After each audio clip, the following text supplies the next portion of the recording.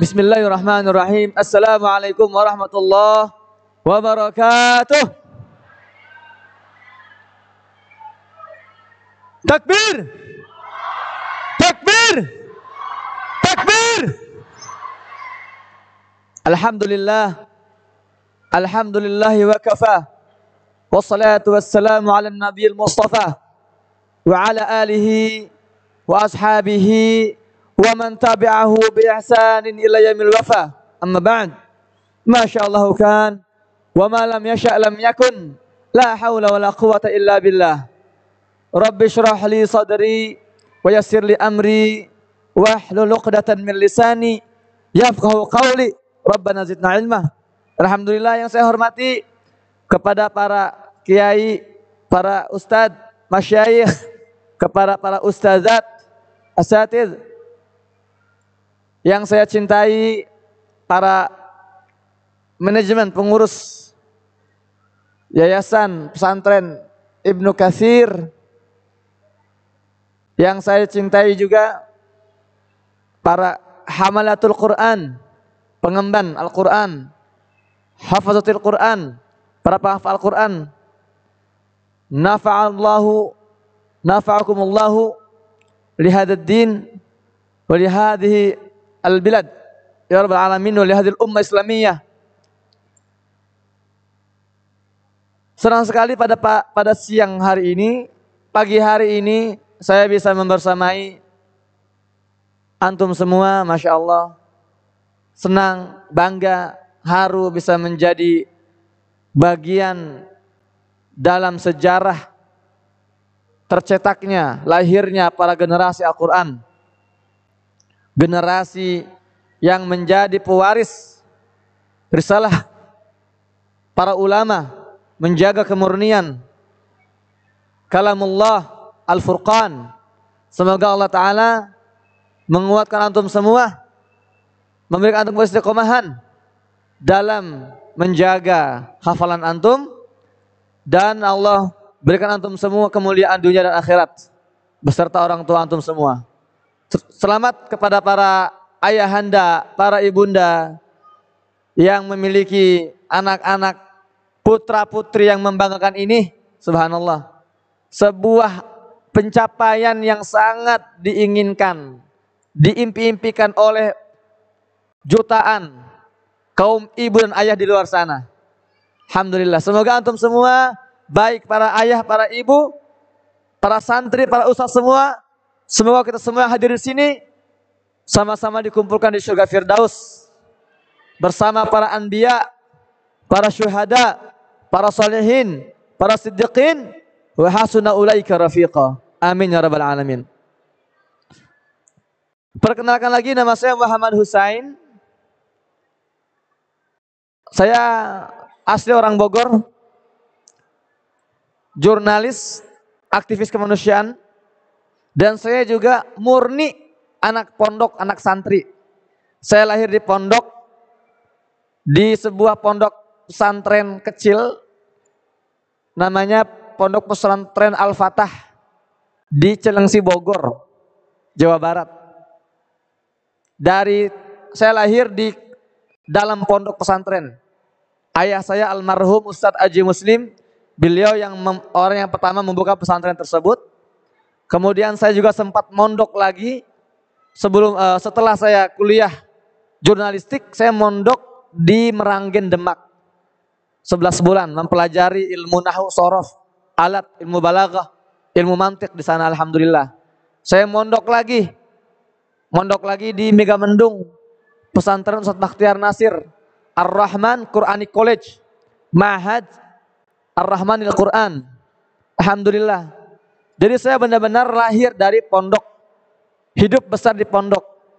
2011 tanggal 5 Januari, Allah berikan saya kesempatan untuk menjadi pelayan di Gaza, Palestina, melayani orang-orang mulia yang sedang memperjuangkan tanah para nabi Palestina. Alhamdulillah, di sana saya juga Allah kasih kesempatan untuk kuliah, menyelesaikan pendidikan saya di Al-Jami'ah Al-Islamiyah Gaza, Universitas Islam Gaza. kampus yang didirikan oleh Syekh Ahmad Yasin rahmatullah alaih, yang telah menelurkan, melahirkan banyak para pejuang-pejuang yang kita kenal saat ini. Ismail Haniyah, lulusan Islamiyah Gaza. Kemudian Abu Ubaidah, lulusan Jami'ah Islamiyah Gaza. Alhamdulillah. Setelahnya saya juga kuliah lagi, diploma, jurusannya unik. Jurusannya namanya Asy'un Al-Israiliyah, urusan keisraelan. Di pondok, bukan di pondok ya. Di lembaga pendidikan ini saya mempelajari Israel dari segala sisinya. Sejarah, budaya, politik, sosial, ekonomi, finansial, militer. Sampai saya juga sekarang bisa bahasa Ibrani. Ani medabir avrit of meot, bahasa orang-orang Israel. Para hadirin yang Allah muliakan, seperti biasa sebelum saya masuk ke materi singkat saya pada pagi hari ini, ada titipan dan amanat yang harus saya sampaikan untuk menggugurkan kewajiban saya. 12 tahun saya tinggal di Gaza, saya bertemu dengan berbagai kalangan masyarakat, dari para ulamanya, para politisinya, para pejuang militernya, para akademisi, sipil, ibu-ibu, anak muda, anak-anak kecil. Hal yang pertama yang terasa, kesan pertama yang dirasakan ketika ada orang Gaza ini melihat orang Indonesia di tengah-tengah mereka, itu adalah sebuah rasa haru dan bangga. Banyak momen. Masalahnya kita ini kan orang yang gak enakan, Pak. Orang Indonesia ini orang yang gak enakan. Ketika saya naik angkot, mereka tahu saya orang Indonesia, mereka langsung memperlakukan saya sebagai seorang keluarga, anggota keluarga. Mereka nggak mau nerima ongkos dari saya itu. Ketika saya belanja di pasar tradisional, belanja sayuran, baju-baju, ketika mereka tanya, kamu dari mana? Ana min Indonesia. Masya Allah, Indonesia. Itu raut muka mereka berubah. Hangat, haru. Mereka mengatakan, selamat datang di negeri keduamu. Kamu adalah orang yang kami cintai. Masya Allah. Mereka sangat respect terhadap Indonesia itu. Ujung-ujungnya saya mau bayar belanjaan saya, mereka tolak. Buat kamu gratis, silakan ambil. Suatu hari, saya di kampus ada banyak momen sebetulnya. Ini yang paling berkesan diantaranya.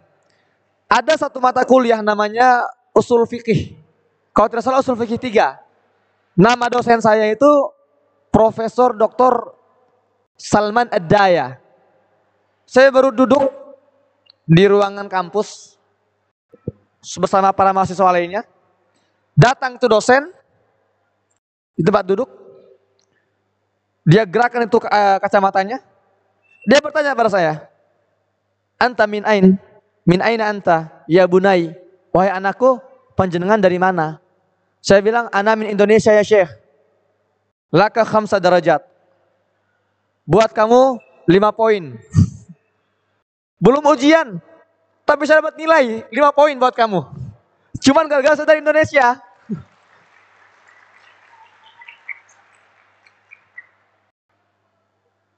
Hal yang terbesit sebelum saya ke Gaza, itu Gaza ini adalah wilayah yang porak-poranda. Yang, mohon maaf ya, keterbelakangan. Yang tidak ada peradaban maju di sana. Tapi Masya Allah, saya ke Gaza, kaget saya Pak. Kaget saya Ibu. Ternyata Gaza ini adalah tempat yang modern. Sangat tinggi peradabannya. Dan masyarakat Gaza ini, masyarakat yang rakus terhadap ilmu pengetahuan. Saya masuk ke area kampus. Kampus terbaik. Tertulis di situ Al-Jami'ah Islamiyah, Islamic University of Gaza. Itu megah. Sudah menggunakan tap-tap kartu pelajar itu sudah komputerisasi di mana-mana. Saya ke Gaza itu Pak, bukan nggak ada niat kuliah sebetulnya. Atau tidak semata-mata sebagai aktivis kemanusiaan, bukan. Keberadaan saya di Gaza ini adalah visi misi seorang ayah.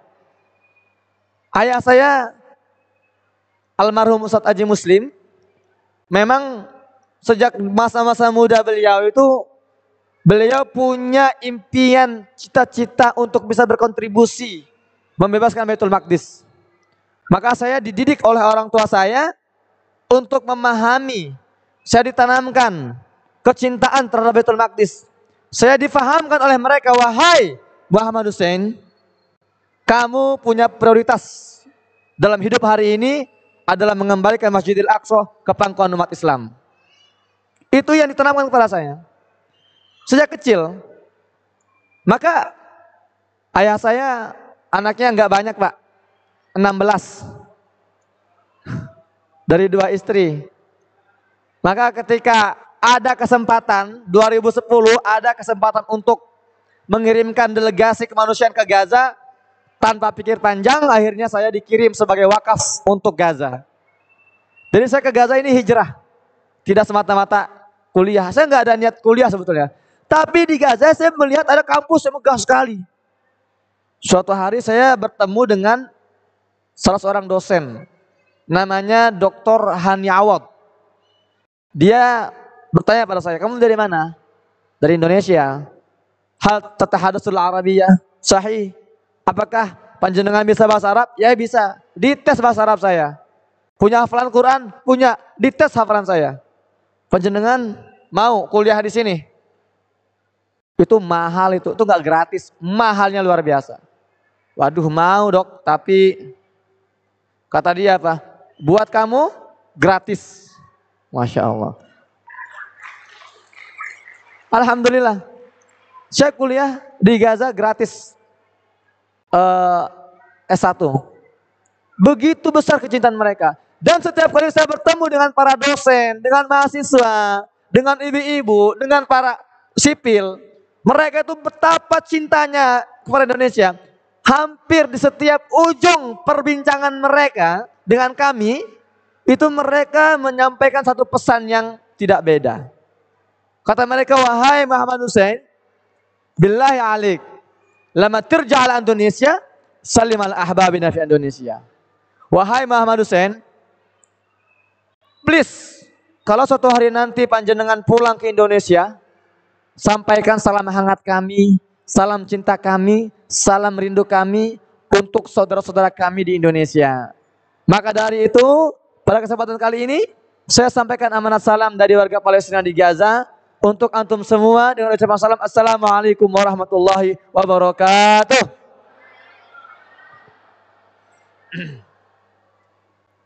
Alhamdulillah. Saya akan bicara tentang Gaza dan hubungannya dengan Al-Quran.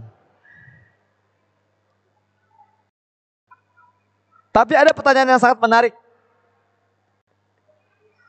yang banyak ditanyakan kepada saya tentang apa sih spesialnya Gaza. Suatu hari saya di Bengkulu, ada salah seorang alumni Al-Azhar Kairo bertanya pada saya, Ustadz Muhammad Hussein, kenapa Zionis Israel ini sangat berambisi menguasai Gaza? Padahal Israel ini sudah menguasai seluruh wilayah Palestina yang luasnya 28.000 km persegi, itu semuanya sudah dikuasai oleh Zionis Israel. Hanya ada satu wilayah yang belum mereka kuasai, namanya Gaza. Itu kecil, luasnya cuma 360 km persegi. Dari ujung Rafah ke ujung Erez, Gaza itu, kita pernah jalan kaki, long march di Gaza, itu jaraknya hanya 48 km dari ujung ke ujung. Kecil sekali. Nah, kenapa Israel dengan pencapaian mereka yang sudah menguasai seluruh wilayah Palestina, mereka masih berambisi menguasai Gaza? Ada apa di Gaza? Apa spesialnya Gaza? Ada beberapa teori. Katanya di Gaza ini ada cadangan minyak yang, atau cadangan apa namanya, bahan bakar gitu ya, yang bisa bertahan sampai berapa puluh tahun. Ada yang mengatakan, oh karena mereka ingin membuat kanal Ben Gurion sebagai alternatif kanal Suez, terusan Suez. Tapi jawaban alasan utamanya kenapa Zionis ini berambisi sekali menghabisi Gaza, itu bisa kita baca dari pernyataan salah seorang Perdana Menteri Israel yang pertama, yang bernama David Ben Gurion. Ditanya oleh wartawan saat itu, "Wahai Pak David, kami ini melihat wilayah Israel dari hari ke hari terus meluas, melebar, membesar, mencaplok wilayah-wilayah Palestina yang sudah disepakati oleh PBB bahwa itu wilayah mereka. Sebetulnya di mana sih batas wilayah negara Israel?" Itu pertanyaannya. Apa jawaban Ben Gurion? Batas wilayah negara Israel itu sejauh yang bisa dijangkau oleh tentara kami. Jadi ternyata Israel ini tidak pernah berambisi hanya menguasai Gaza. Tidak hanya pernah berambisi hanya menguasai Palestina. Bagi mereka, kalau tentara mereka bisa menjangkau Mesir, Lebanon, Suriah, Irak, Saudi Arabia, bahkan Jember, mungkin kita semua terjajah hari ini. Itu ambisi mereka menguasai dunia. Namun ternyata di luar kalkulasi mereka ada satu kekuatan, satu batu yang sangat kokoh yang tidak bisa mereka taklukkan, yang bernama Gaza. Itu alasan mereka. Kenapa mereka begitu berambisi? Berkali-kali kita lihat di berita, Gaza lagi yang diserang. Karena itulah satu-satunya wilayah yang belum bisa ditaklukkan sampai hari ini. Maka tidak bisa, maka tidak berlebihan kalau kita mengatakan bahwa hari ini jalur Gaza adalah benteng terakhir pertahanan umat Islam. Kalau Gaza tunduk, kalau Gaza menyerah, kalau Gaza takluk, tidak ada lagi benteng umat Islam untuk bertahan. Maka sejak tahun 2008, Gaza mulai dibombardir, agresi. 8 hari Gaza diagresi itu. 2008 itu 22 hari dalam pertempuran Al-Furqan, Harbul Furqan. Uni Israel mengirimkan pasukannya, darat, laut, udara, mengerahkan semua kekuatannya. Namun mereka gagal menguasai Gaza.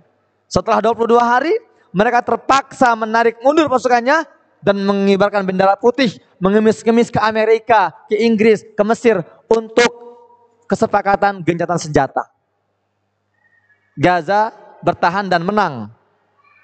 Kemudian 4 tahun kemudian 2012, saya sudah di Gaza itu. Saya masuk 2011. 2012 ini adalah penampilan perdana saya dalam agresi militer Israel ke Gaza. Selama 8 hari Gaza dibombardir. Darat, laut, udara. Lagi-lagi Gaza bertahan. Masya Allah. Lagi-lagi Israel terpaksa mundur, menarik pasukannya. 2014 mereka kembali lagi mengagresi Gaza. Lebih brutal, lebih parah, lebih sadis. 51 hari Gaza dibombardir selama tahun 2014 itu. Apa Gaza takluk? Gaza masih bertahan. Lagi-lagi Israel terpaksa harus menghentikan perang dengan mengibarkan bendera putih. Tak mampu mereka. Kemudian tahun 2021 mereka serang lagi Gaza dalam pertempuran namanya Saiful Quds. Gaza lagi-lagi bertahan. Maka kalau ada yang mengatakan bahwa Muhammad Hussein adalah saksi mata, saksi hidup perang di Gaza, ini keliru, Pak. Saya bukan saksi hidup. Saya lebih ke korban selamat sebetulnya. 2012, 14, 21 saya hadir di situ. Saya melihat langsung. Apakah Ustaz Hussein pernah hampir terkena bom? Sering, Pak. Berkali-kali itu. Antum bisa cek di YouTube. Di YouTube saya lagi bicara ini. Lagi ngonten. Lagi update berita, tiba-tiba cit. Itu anginnya sangat besar. Dan satu sisi juga sering lah. Lagi naik mobil itu, baru pulang dari bagi-bagi bantuan. Jadi tahun 2021 ada satu momen, saat itu saya dihubungi oleh tim saya. Bos, ini di wilayah Zaitun ada 1000 pengungsi di sekolahan. Mereka tidak punya makan siang. Gimana bos? Saya bilang oke, kita booking satu tempat makan buat 1.000 paket. Siap. Terus siapa yang mau distribusiin? Ini kita lagi dibombardir. Waduh, saya bilang siapa ya? Saya akan turun. Bahaya. Bismillah. Akhirnya saya dijemput. Saya bergerak dari wilayah Az-Zahra, namanya Madinat Az-Zahra di tengah. Saya bergerak ke wilayah Zaitun. Itu tidak ada satupun kendaraan yang lewat, hanya saya sendirian sama tim saya. Jalan itu jalan namanya Jalan Salahuddin itu sudah rusak. Jadi kami jalannya harus ya belok-belok sambil ngebut. Bombardir kanan kiri. Dalam hati saya, ya Allah, banyak-banyak istighfar, banyak-banyak tahlil. Bagi saya, ya Allah, kalaupun Engkau mau mengirimkan saya sebuah roket, kirimkan ketika saya di mobil ya Allah. Jangan di rumah. Di rumah mungkin bisa tergencet, luka parah mungkin ya. Ngeri juga itu. Ada, itu wajar, takut itu wajar gitu loh. Tapi kalau di mobil kemungkinan meninggalnya lebih besar gitu kan. Emang itu, jadi gatel. Ubun-ubun itu gatel tuh. Karena kita mendengar suara drone di atas kepala kita. Citu, citu. Apakah ada kengerian? Ada. Itu manusiawi. Tapi ketenangan mendominasi di situ. Bismillah, jalan terus. Sampai lokasi, selamat, saya bagi-bagi bantuan, selesai, balik lagi. Subhanallah. Jadi kami itu kalau naik mobil itu kaca-kaca itu harus dibuka sedikit kaca-kaca mobilnya itu. Agar ada udara masuk. Bener saja, lagi naik mobil, cip, gitu. Mobil saya itu hampir terpental tuh, jadi ngepot, ngedrift, gitu. Saking dekatnya itu bom di situ. Itu satu dari banyak momen saya seperti itu. Nah, alhamdulillah selama 3 kali agresi militer selalu ada dari perwakilan Kementerian Luar Negeri yang menghubungi kami. Assalamualaikum, Mas Hussein. Kami memantau ini Gaza sedang dibombardir ini. Kira-kira panjenengan mau dievakuasi? Tidak. Saya bilang tidak dulu Pak. Kenapa? Saya masih insya Allah bertahan. Karena saya sebagai jurnalis, saya masih melihat ada peluang untuk saya bertahan di situ. Meskipun listrik hanya 4 jam per hari, tapi masih ada akses internet. Itulah senjata kami sebagai jurnalis, mengabarkan dari Gaza. Namun, 7 Oktober 2023, ini bukan lagi agresi militer. Untuk pertama kalinya dalam 50 tahun terakhir, akhirnya Israel kembali mengumumkan status perang. Bukan lagi agresi militer, perang. Terakhir kali Israel ini mengumumkan menabuh genderang perang itu tahun 1973 dalam peperangan Yom Kippur melawan negara-negara Arab.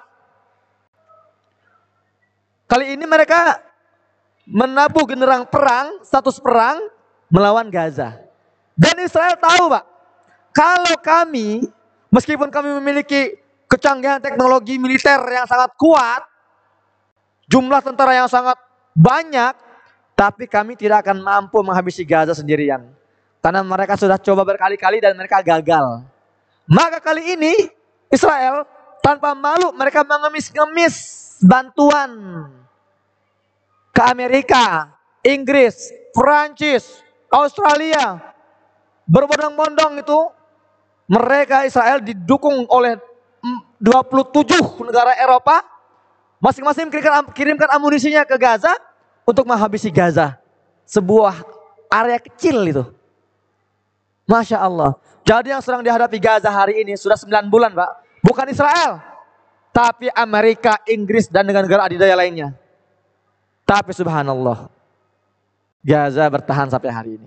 Saya ingin sedikit memberikan gambaran betapa kuatnya Gaza. Tahun 1945, Hiroshima dan Nagasaki itu wilayah yang luasnya 3 kali lipat Gaza. Luasnya itu 900 km persegi. Itu diserang oleh Amerika, dikirim dijatuhi bom dengan ledakan seberat 15.000 ton. Hitungan jam itu Jepang angkat bendera putih, menyerah. Tapi Gaza 9 bulan. Tahu ibu? Ibu tahu berapa ton sudah jatuh ke Gaza hari ini? Bahan peledak 90.000 ton. Dan Gaza ini luasnya cuma 360 km. Sepertiga Hiroshima. Tapi kita belum melihat ada bendera putih berkibar di tangan pejuang Gaza. Kok bisa? Apa rahasianya? Ada satu tokoh yang dianggap ustadz di Indonesia pernah berusaha menganalisa Gaza. Dia bilang gini, di depan jamaahnya, di videokan, dia bilang gini. Masa sih Israel dengan segala kecanggihan teknologinya, dengan backup bantuan tak terbatasnya, nggak bisa mengalahkan Hamas, ormas kecil yang hidup dalam blokade bertahun-tahun? Dia berusaha untuk memahami logika ini, fakta ini, tapi dia nggak bisa nalar, dia tidak bisa mencerna, nggak nyampe. Makanya akhirnya dia berasumsi. Dia bilang memang alasannya adalah karena Hamas itu buatan Yahudi. Ada apa yang ngomong gitu, Pak? Ada Bu ya, pernah dengar ya?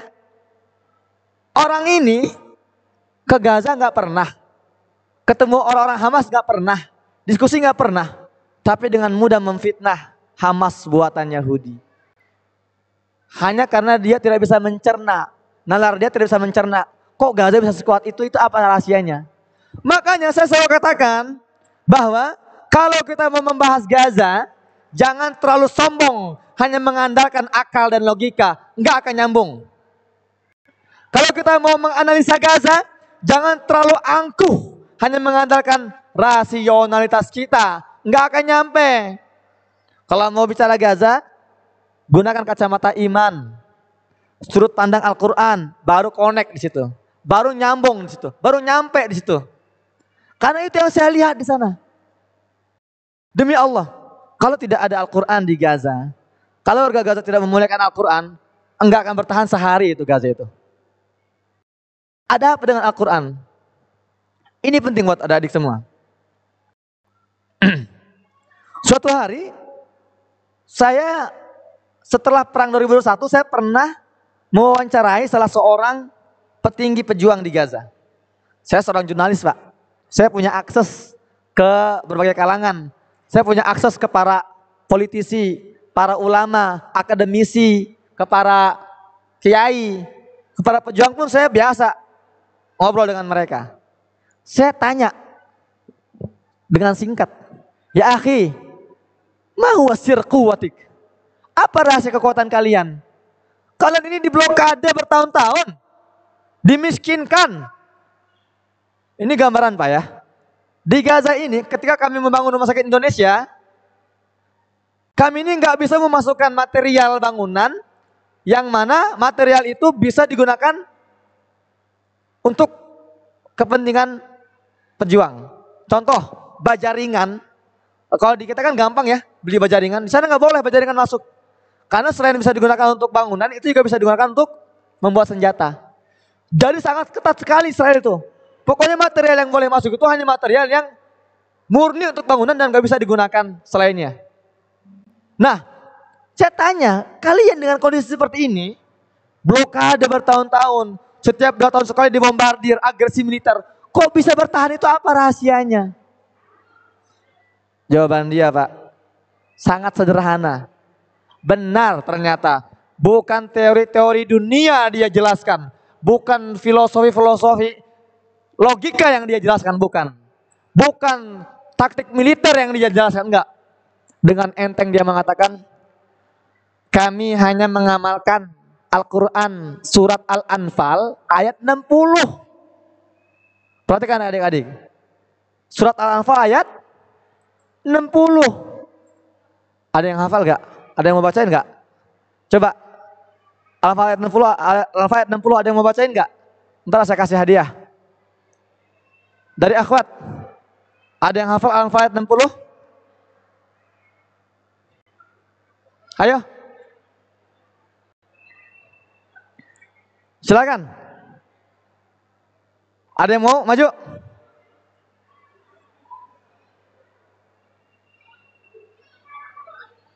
Ayo bismillah.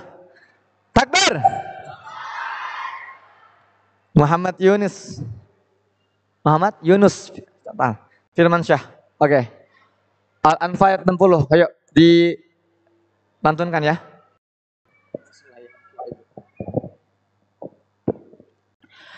A'udzu billahi minasy syaithanir rajim. Bismillahirrahmanirrahim.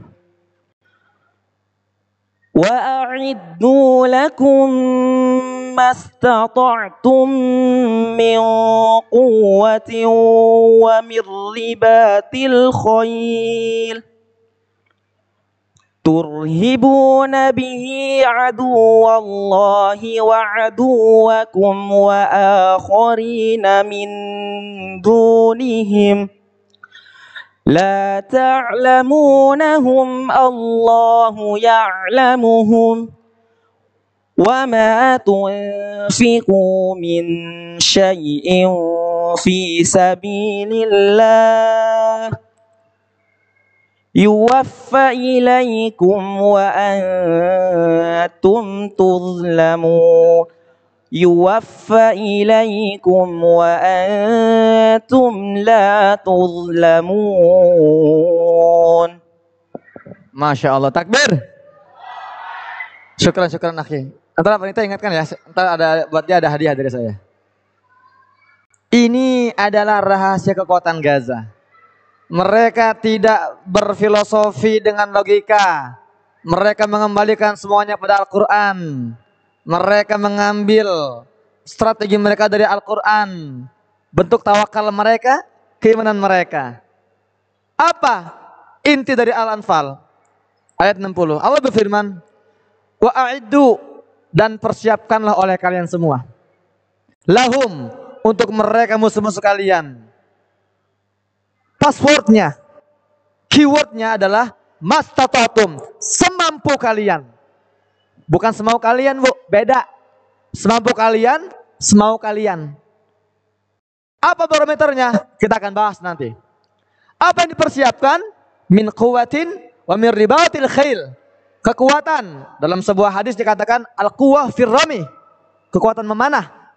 Ada juga mentafsirkan kekuatan mental, fisik, kekuatan jasmani, rohani, keimanan, ketakwaan, kekuatan quwwah wa min ribatil khail, dan kemampuan mengendarai kuda, mengendarai motor, mobil, tank baja, para layang, jet tempur.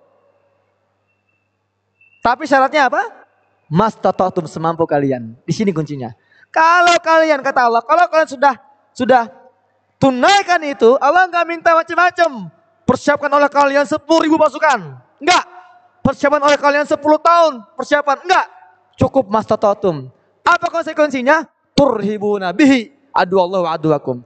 Kalian akan otomatis di medan perang akan mampu menggetarkan musuh Allah, aduwallah wa aduwakum, dan musuh kalian. Ada lagi yang ikut bergetar ternyata, wa akharina min dunihim, dan ada orang lain yang selain mereka itu akan ikut panik. La ta'lamunahum, kalian nggak tahu, tapi Allah tahu. Menurut para ulama tafsir, al-akhir ini maksudnya apa? Al-munafiqun. Makanya kalau hari ini ada orang ngaku muslim, tapi gerah melihat perjuangan Gaza, perjuangan para pejuang-pejuang Palestina, lalu menuduhnya macam-macam. Ini buatan Yahudi, Hamas ini Syiah, dia gerah, gak terima. Hanya karena dia misalnya berfikrah ikhwanul muslimin misalnya. Bisa jadi ini golongan al-akhirina min dunihim. Oke, apa barometer mastata'tum ini? Ini harus kita gali, Pak. Karena di sini brohnya, di sini rahasia kekuatannya. Dalam surat lain At-Taghabun ayat 16 Allah berfirman, A'udzubillahi minasyaitonir rajim, fattaqullaha mastata'tum. Bertakwalah kalian semua pada Allah semampu kalian. Dikisahkan, ini saya mendengar cerita dari Ustaz Bakhtiar Nasir, guru saya.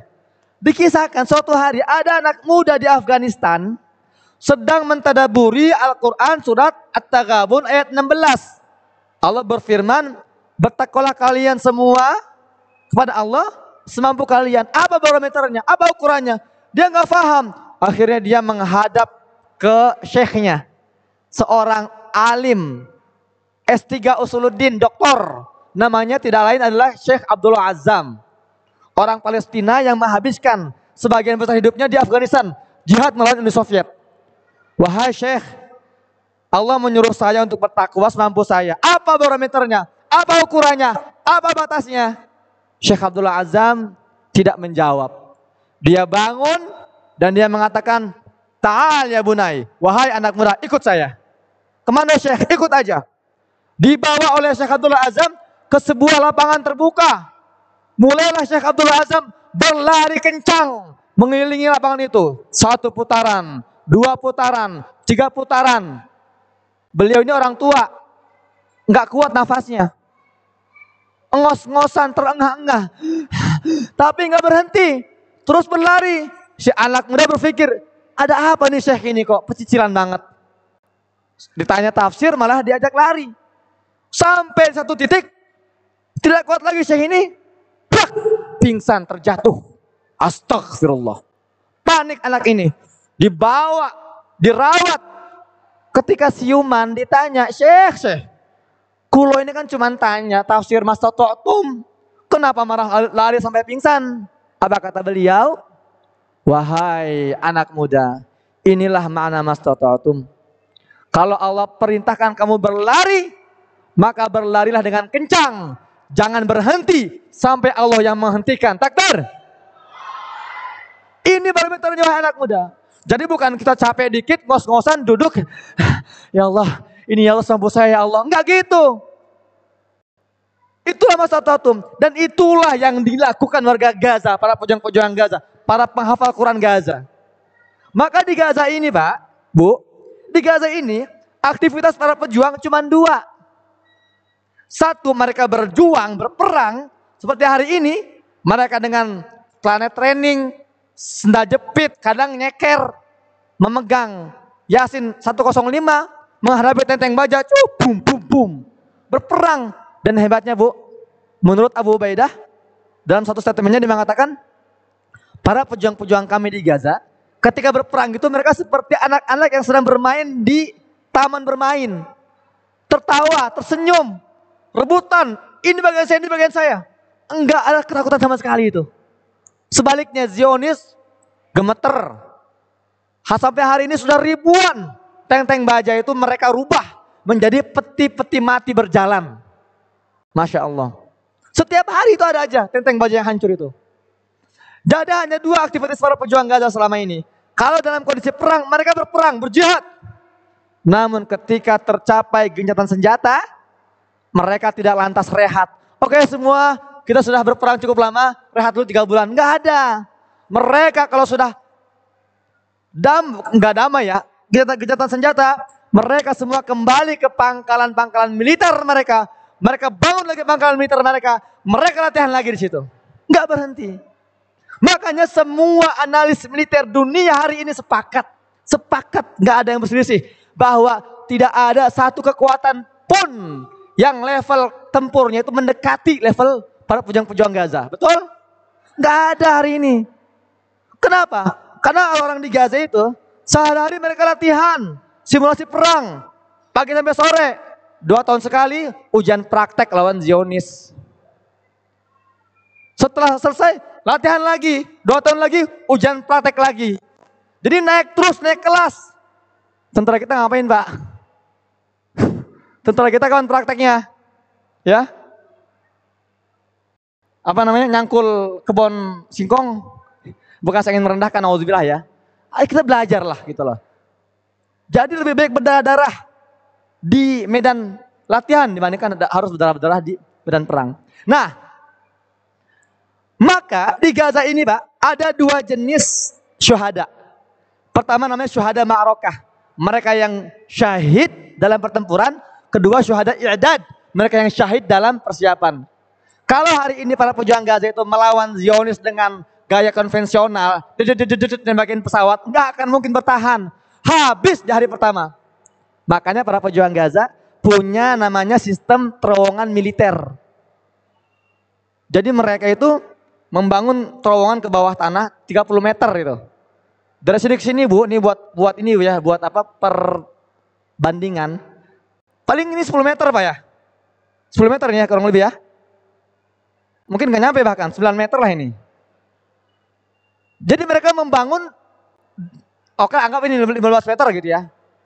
2 kali lipat, tapi mereka ke bawah tanah mereka gali itu. Dengan tangan-tangan dan peralatan sederhana. Sampai bawah terowongan, itu mereka membuat lagi tunnel-tunnel, terowongan-terowongan. Tahu Pak semana panjangnya Pak? Tahu semana jauhnya? Menurut data intelijen Israel terbaru, kemungkinan para pejuang Gaza ini mereka punya terowongan sepanjang 700 km. Padahal Gaza ini dari ujung ke ujung tadi berapa luas panjangnya? 48 km. Tapi di bawah tanah itu mereka membuat terowongan yang menurut data intelijen Israel 700 km. Itu bukan main-main, itu persiapan mereka. Maka banyak kasus ketika anak-anak muda Gaza ini lagi menggali, hujan deras, longsor, 5 orang pemuda Gaza syahid. Itu banyak. Ada yang lagi latihan bikin roket, tiba-tiba 7 orang pemuda syahid. Sering itu. Itulah mastatotumnya orang-orang Gaza. Ketika mereka mempersiapkan diri, mereka tidak berhenti sampai Allah yang menghentikan. Wajar kalau hari ini kita melihat Gaza tidak terkalahkan. Wajar kalau Allah bantu dengan berbagai cara. Bukan karena kehebatan teknologi mereka, tapi karena mereka mengamalkan Al-Quran. Tidak hanya dihafal, tapi difahami dan dipraktekkan. Itu PR kalian hari ini. Jangan puas saya dengan hafalan Quran. Jangan. Kalau kalian cuma hafalan doang, itu akan jadi beban seumur hidup. Tapi kalau kalian lengkapi dengan kemampuan, instrumen-instrumen, ilmu-ilmu yang bisa membongkar ayat-ayat Al-Quran, ilmu nahwu, sharaf, ilmu mantik, balaghah, disitulah ada kenikmatan kalian akan rasakan itu. Rakuslah mulai hari ini. Membabi butalah. Belajar nahwu sharaf. Lengkapi hafalan kalian dengan pemahaman Al-Quran. Itu kuncinya. Dan ketika Allah berfirman, persiapkan oleh kalian semua semampu kalian. Itu Pak, perintahnya untuk orang Gaza saja atau untuk kita semua? Untuk kita semua. Maka persiapan kalian itu menghafal, belajar. Jangan berhenti sampai Allah yang menghentikan. Kalau kalian sudah malas, loyo, bosan, penat, boring, ingat di Gaza mereka berhentinya oleh ledakan, oleh longsoran tanah. Kalian jangan ngantuk dikit berhenti. Bagaimana mau dipilih oleh Allah sebagai ibadan lana uli basin syadid fajasu khilal diyar. Itu kriterianya itu. Maka lengkapi. Kalian Masya Allah luar biasa ya. Menghafal Al-Quran di dalam ruangan yang ber-AC. Ya, minuman gak pernah kekurangan. Kalau ngantuk tidur di atas kasur yang empuk. Hari ini anak-anak Gaza, Masya Allah. Di tengah gempuran bom. Di dalam tenda-tenda yang sangat gerah di musim panas yang sangat ekstrim hari ini. Dengan luka di tangan kaki mereka. Dengan rasa pilu kehilangan keluarga. Rasa lapar, rasa haus. Mereka tetap menghafal Quran di Gaza. Dan uniknya Pak, uniknya nih ya. Nanti Bapak Ibu bisa cek ya. Dari sini cek di YouTube Muhammad Hussein Gaza. Itu saya masuk ke sebuah masjid. Saya memantau aktivitas ngafal mereka. Ternyata mereka di Gaza itu yang ngafal bukan cuma santri-santriwati. Bukan cuma anak muda, bukan. Ada seorang ibu membawa anak bayinya. Anak bayinya diletakkan sampingnya, dia menghafal setoran 30 juz. Ada seorang kakek-kakek 70 tahun. Itu saya videokan tuh di video ada itu. Bahkan sekitar 2 bulan sebelum 7 Oktober di Gaza ini ada juga ada namanya haflat takharuj di Gaza. Jadi sekitar 1000 lebih penghafal Al-Quran berkumpul di masjid namanya Masjid Asy-Syafi'i di wilayah Zaitun. Itu saya hadir, itu saya videoin itu Pak. Unik Pak. Jadi dalam situ itu ada beberapa pojokan-pojokan. Ini pojokan santri atau santriwati. Ini pojokan medis. Ternyata ada puluhan dokter-dokter dan perawat yang juga setoran 30 juz. Di situ ada pojokan militer dan kepolisian. Saya bilang, itu saya melihat para polisi menggunakan baju dinas, setoran 30 juz sekali duduk. Di situ ada pojokan lagi, pojokan orang tua, orang sepuh. Ada yang usia 60 tahun, 70 tahun. Masya Allah, saya bilang. Ada juga PNS, ada di situ. Jadi budaya Al-Quran ini harus kita samaratakan. Jangan cuman kita mengandalkan anak kita doang. Ibu yang punya waktu di rumah, jangan kelamaan scroll TikTok, Instagram. Ngafal Quran. Bapak-bapak juga, kalau ada waktu yang lenggang ngafal Quran, insya Allah mudahkan. Disitulah akan ada keberkahan. Ya Rasulullah bihadar kitabi aqwaman wa yadawi akharin untuk Nabi SAW. Allah akan mengangkat derajat orang-orang yang kaum-kaum yang meninggikan Al-Quran, memuliakan Al-Quran. Allah akan merendahkan mereka yang merendahkan Al-Quran. Ini sudah habis waktunya Pak ya. Sudah setengah 12 ini. Sebetulnya waktu saya sampai jam 12 harusnya. Nah, maka dari itu pesan saya, wahai para mujahidin dan mujahidah, jangan puas hanya dengan menghafal Quran, pahami. Kalau hari ini antum melihat banyak kasus anak-anak keluar pondok malah amburadul, betul Pak? Malah pergaulannya rusak. Hafiz Quran pula, kenapa? Karena mereka nggak paham. Karena mereka ini tidak memiliki visi misi, itu kuncinya Pak. Visi misi. Anak-anak muda kita sekarang hidup seperti zombie-zombie, berjalan jasad tanpa ruh, tanpa semangat juang, tanpa semangat jihad. Kenapa? Karena mereka tidak ditanamkan visi misi. Seolah-olah mereka tidak punya tujuan jelas. Ada juga santri lulus dari pondok, kemudian kuliah di Arab Saudi sana atau di Mesir, pulang-pulang bangun pondok pesantren, sudah merasa semuanya kecukupan, pusing dia ngapain lagi ya?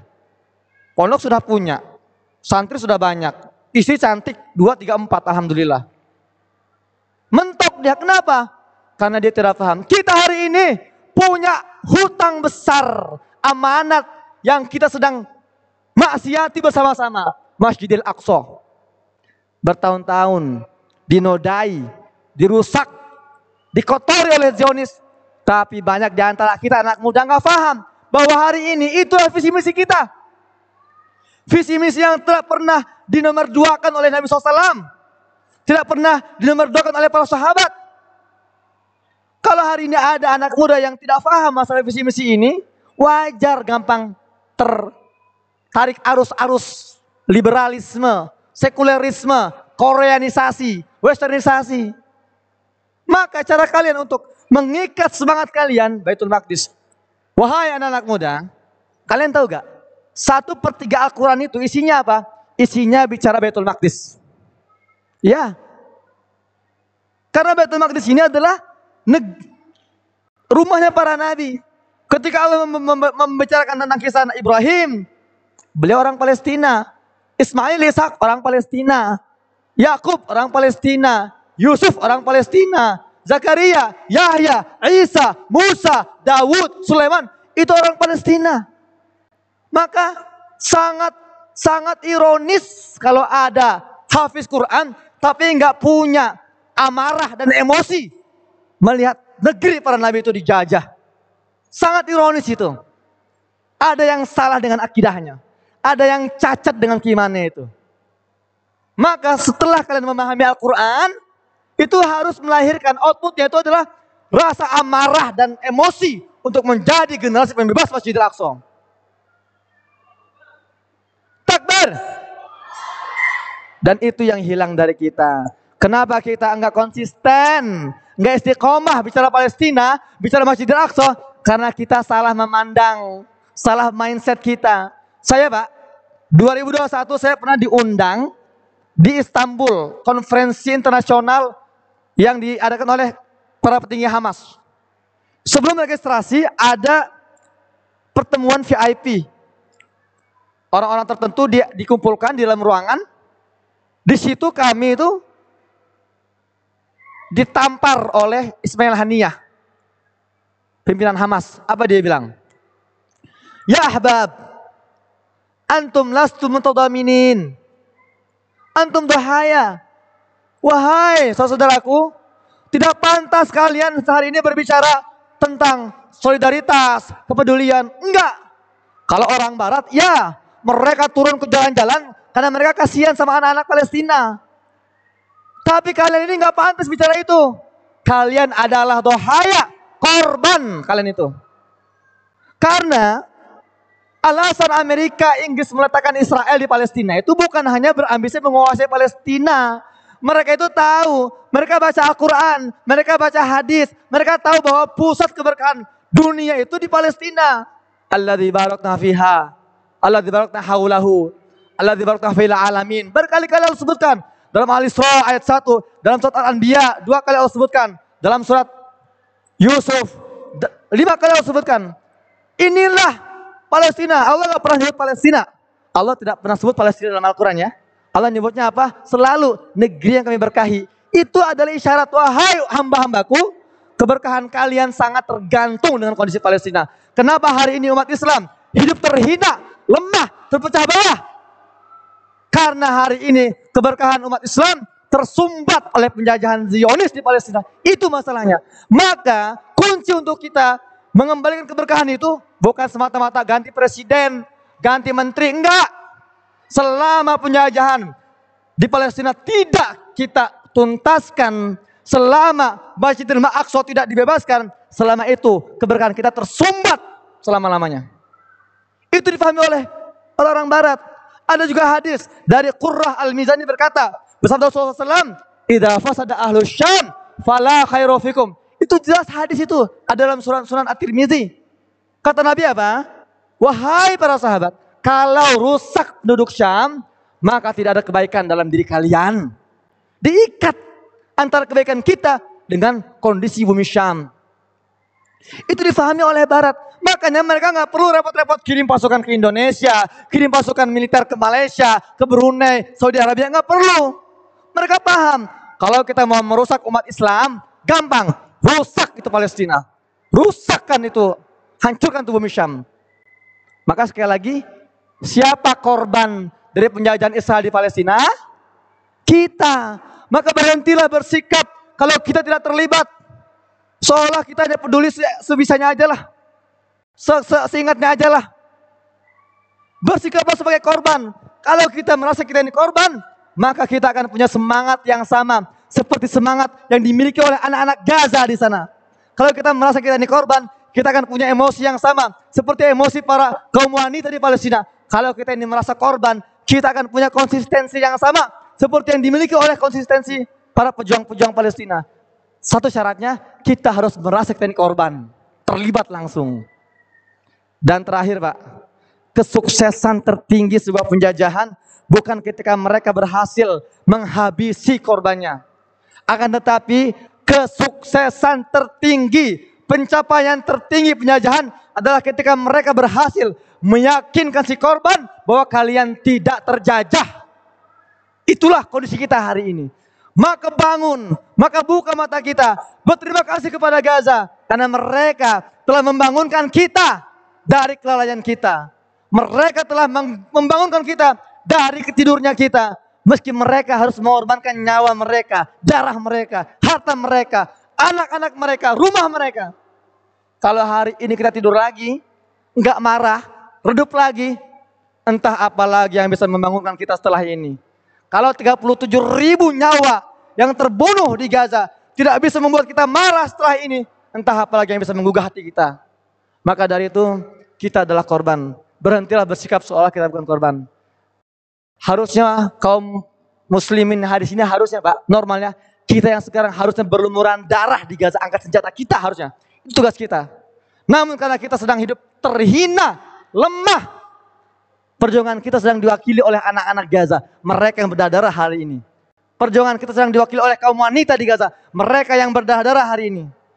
Maka bangun, marahlah, emosilah.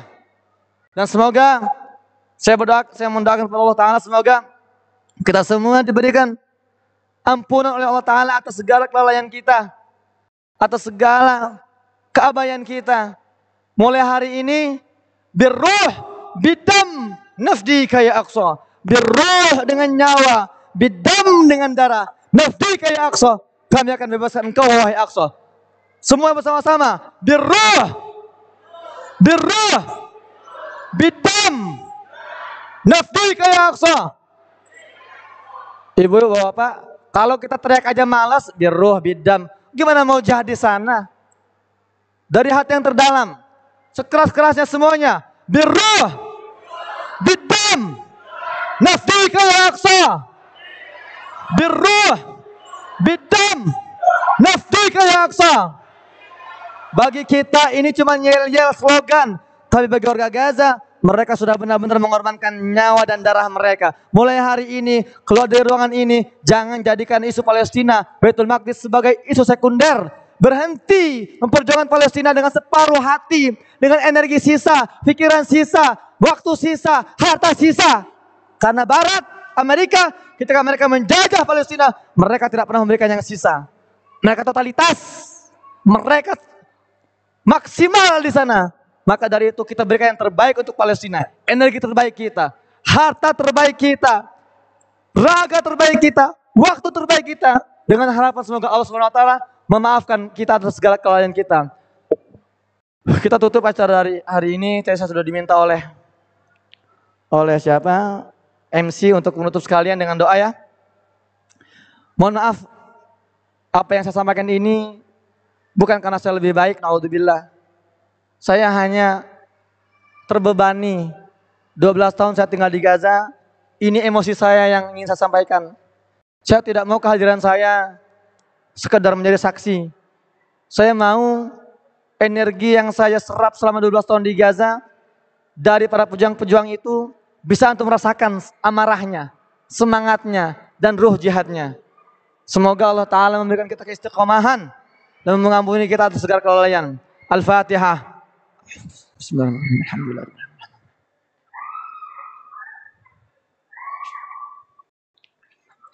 Bismillahirrahmanirrahim. Alhamdulillahirabbil alamin. Hamdan yuwafi ni'amahu wa yukafi mazida. Rabbana lakal hamdu kama yanbaghi lijalali wajhikal karim wa 'azim sultanik. Allahumma shalli ala Muhammad wa ala ali Muhammad kama shallaita ala Ibrahim wa ala ali Ibrahim innaka Hamidum Majid. Allahumma antas salam wa minkas salam. Tabarakta ya dzal jalali wal ikram. Rabbana zalamna anfusana wa illam taghfir lana wa tarhamna lanakunanna minal khasirin. Allahumma ya muqallibal qulub, sabit qulubana ala dinik. Allahumma ya musrifal qulub, sarif qulubana ala ta'atik ya Allah. Allahumma ighfir lana wa'fu 'anna ya Allah. Ya Allah, ampunilah kami ya Allah. Maafkanlah kami ya Allah atas kelalaian kami ya Allah, atas kelemahan kami ya Allah. Kami gagal mempertahankan Masjidil Aqsa-Mu ya Allah. Kami lemah, tak mampu berbuat apa-apa mendengar teriakan anak-anak kami di Palestina yang menangis ya Allah. Kami tak mampu berbuat apa-apa melihat teriakan kaum muslimat di Palestina, di Gaza yang terus dibantai dari hari ya Allah ya Rabbal Alamin ya Allah. Ampunilah kami ya Allah, ampunilah kami ya Allah ya Rabbal Alamin. Allahumma kun ma'al ikhwanal mujahidin wa la takun alaihim ya Allah. Allahumma ansur ikhwanal mujahidin fi Gaza. Allahumma sabbit aqdamahum wa alif baina qulubihim wasaddid ramyahum ya Rabbal Alamin ya Allah. Bantulah, menangkanlah saudara kami di Gaza ya Allah. Hancurkanlah kesombongan Zionis melalui tangan-tangan para pejuang-pejuang Gaza ya Allah ya Rabbal Alamin. Satukanlah hati-hati mereka ya Allah. Kuatkanlah langkah mereka ya Rabbal Alamin. Allahumma ya Allah, irham mautahum wa taqabbal syuhada'ahum washfi mardahum wa dawi jarhahum wa sabbir ahlihim ya Rabbal Alamin ya Allah. Kami berdoa padamu hari ini. Mereka yang meninggal, rahmati ya Allah. Mereka yang terbunuh, masukkanlah ke dalam golongan syuhadamu ya Allah. Mereka yang terluka, sembuhkanlah ya Allah. Mereka yang ditinggalkan, berikanlah kesabaran ya Allah ya Rabbal Alamin. Allahumma ya Allah, ya mujriyas sahab, ya hazimal ahzab, ya sari'al hisab, ihzimil yahudaz zalimin, ihzimil yahudaz zalimin, ihzimil yahudaz zalimin. Zalzilhum zilzalan kabira ya Allah, wa mazziq sufufahum ya Rabbal Alamin, wa adibhum ta'adiban ya Rabbal Alamin. Ya Allah, hancurkanlah Zionis, binasakanlah mereka sehancur-hancurnya ya Allah. Berikanlah mereka azab yang pedih ya Allah ya Rabbal Alamin. Allahumma harrir bina al-Masjidil Aqsa. Allahumma harrir ba'aidina al-Masjidil Aqsa ya Allah. Bebaskanlah Masjidil Aqsa melalui tangan-tangan kami ya Allah, melalui tangan-tangan generasi kami ya Allah ya Rabbal Alamin. Allahumma rzuqna salatan fil Masjidil Aqsa muharririn fatihin ya Allah. Berikanlah kami rizki salat di Masjidil Aqsa ya Allah, bukan sebagai wisatawan ya Allah, bukan sebagai pelancong ya Allah. Kami mau salat di Masjidil Aqsa sebagai pembebas Masjidil Aqsa ya Rabbal Alamin. Rabbana atina fid dunya hasanah wa fil akhirati hasanah wa qina adzabannar wa adkhilna jannata ma'al abrar ya aziz ya ghaffar ya Rabbal Alamin. Subhana rabbika rabbil izzati amma yasifun. Wassalamun ala mursalin alhamdulillahi rabbil alamin. Wassallallahu ala Ibrahim ya rabbal alamin. Assalamualaikum warahmatullahi wabarakatuh.